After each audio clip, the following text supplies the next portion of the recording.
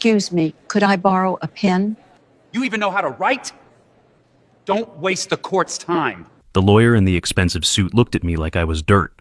He turned to his colleagues. Why do they let people like this in here? She looks homeless. The other lawyers laughed. Someone nearby pulled out their phone, recording. The security guard stared at me with suspicious eyes. No one said a word in my defense. The whole room felt like it was against me, but they had no idea what was about to happen in the next few minutes. My name is Margaret Hayes. I'm 73 years old.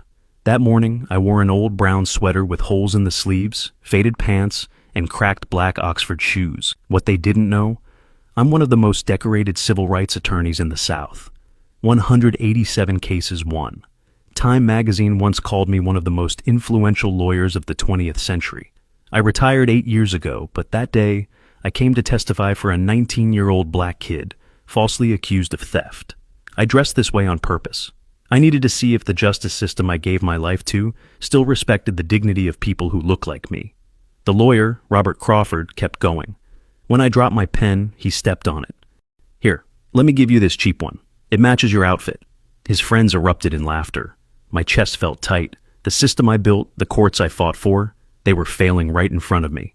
Then, Sarah Chen appeared, a young court clerk, maybe 26. Ma'am, would you like some water? Her voice was soft, respectful. She helped me fill out a form when Crawford refused. She sat next to me, listening to my story while others mocked her. Crawford sneered at her. Stop wasting time with nobodies. Do your actual job. But Sarah didn't move. She stayed right there beside me.